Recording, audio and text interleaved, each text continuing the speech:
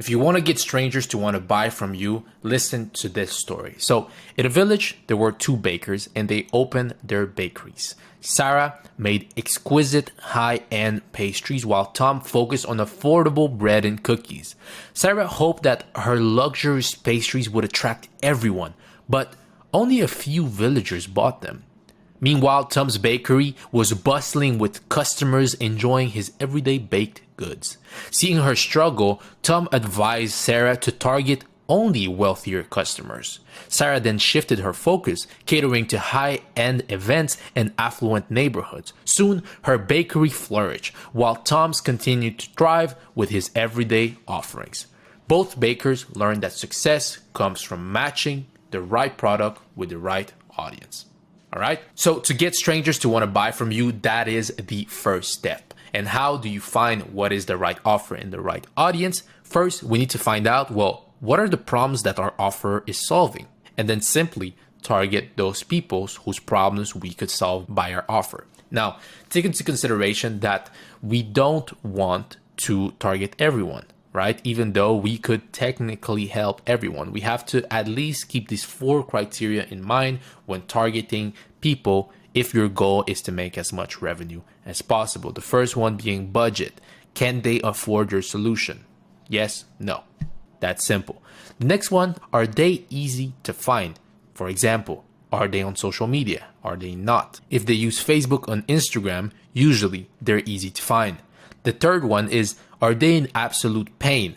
Because if they don't want to solve their problem, it's not useful to want to target them. For example, if you work with 20-year-olds, they might think that they're invincible, so they don't need things like insurance, or they might think that they don't need to think about their future yet. So they may not be the right audience to target. And fourth is that they're growing. Let's take this for example. If your market shrinks by 5% each year, in 10 years, you'll probably be out of business. Why? Because even if you get to acquire all the clients in that niche in the world, your revenue will be decreasing each year. Okay, so let's do the opposite instead. What if your market grows by 5% each year? Even if you only work with referrals, you'll get to grow with the market. All right. Now, the question is, how do we get attention of that audience? To get attention, we need to first figure out the levels of awareness. This pyramid right here is what we call the larger market formula, designed by Sabri Subi, and it segments the market into 4 different categories. The first one being complete ignorance, which is most people. They don't know they have a problem. They don't know that there's a solution out there. Okay. Then there's another segment that is simply problem aware. They know there's something to fix in their life, so they have goals or frustrations.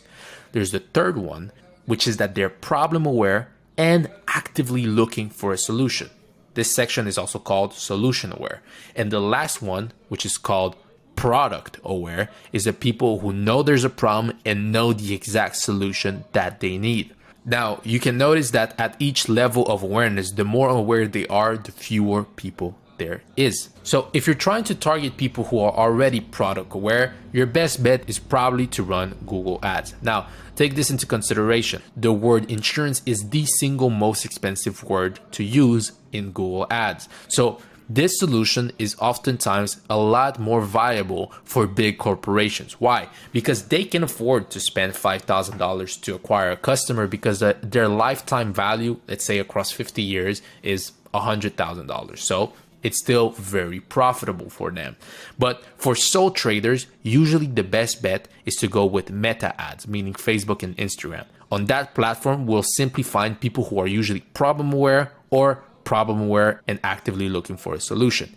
There's also the other section, which is really unexploited. Why? Is because the sales cycles last a long time. We need to make them go up each level of awareness until they are product aware. Now, as I said, in your industry, as an advisor, the most cost-effective way to get a customer is to advertise on Facebook and Instagram at the levels of problem and solution. So these two right here. Also, because everyone wants to target product-aware audiences, it's super expensive compared to these two. simply because of the law of supply and demand.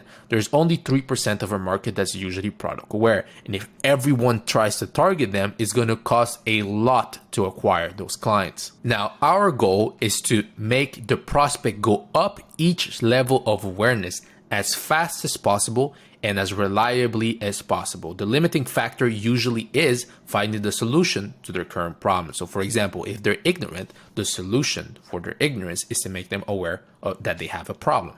If they problem aware, the solution to their ignorance is making them aware that there is a solution out there.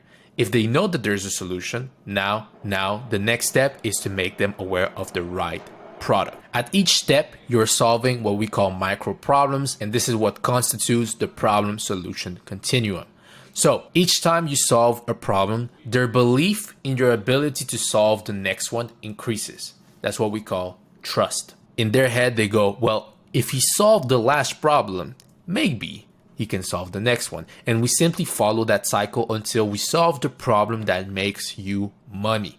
So what people usually try to do is that they shortcut this process by advertising to product aware people only and simply adding a long form to get qualified leads with an ad that looks probably something like this, which works if your goal is to get leads and not customers. So why does this approach fail so miserably? Number one, the fact that you can buy doesn't mean you want to buy. And even if they want to buy, why would they buy from you? That is a question worth asking. Now, to figure that out, we need to first find out what makes them tick. What would motivate them to want to go up the awareness levels to buying from you? Meaning, what are the desired outcomes or feared outcomes that we can leverage to position the next solution as the logical next step for them? By the way, I've included below a simple template that you can use to determine what are the motivators of your audience. Now, if you've been in any sales environment for any duration of time, you've probably heard the saying, the money is in the follow-ups. And it's true, mostly due to the fact that at first, your leads don't care about you or your offer. So that's why you need to make 1 million follow-ups, because by the time that you've made those 1 million follow-ups, they've gotten to know you and they've gotten to know what you offer. So now they're interested. So how about we cut that part out of the process and we make them care from the start? How? By creating what we call the unique selling proposition, USP for short. The two elements of your USP should be that the proposition should be perceived as valuable, perceived being the key word there, and it should be decommoditized, meaning that it is unique. So let's break it down. Now, this is what we call the value equation, made by an entrepreneur called Alex Hormozi. So there's 4 different elements to making your offer be perceived as valuable as possible. And why do I keep putting emphasis on perceived is because the fact that something is valuable is only due to the perception of the people. There's always a human reference. So for example, I can have the ugliest car in the world. It's a box, but it is the fastest car in the world. And I can have another car that is the most beautiful car in the world, but it isn't particularly fast. Now, for certain people, now this comes back to matching the right offer with the right audience, because for some people who really want the fastest car, they don't mind the fact that it's ugly because what they want is a fast car. Now, if my goal is to have a luxurious looking car, I might go with the second option, which isn't as fast, but it serves my purpose. So the point being that the fact that you know or other people might know the importance or the value of your offer, it doesn't mean that your audience knows it. So you need to communicate it to them.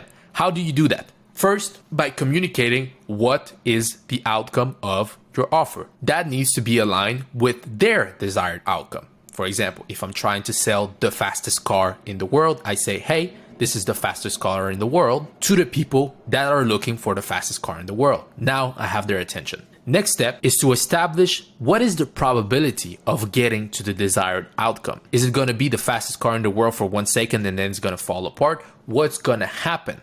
This is usually where we introduce our social proof. For example, I've helped this amount of people get to the exact same desired outcome as you, so the likelihood of success is very high. By the way, the variables that are at the top, we want to increase them as much as possible, and the variables that are at the bottom, we want to reduce them as much as possible, which brings me to the third variable, which is time delay. How will our offer take less time to implement than somebody else's? And fourth, how will the process be easier with your offer than with someone else's? So let's go back to the fact that there's two variables technically, but truly they're one and the same. Why? Because your products are probably the exact same products that other advisors have. But what makes the difference is the advisor itself. It's like, for example, accountants. There are accountants who make a lot more money than other accountants, not because they created a new way to do math, but because they are better at making the math make sense. So let's take the example of accountant. Let's say your goal is to have your financial reports make sense. That is your desired outcome. The accountant can tell you that's what he's going to do.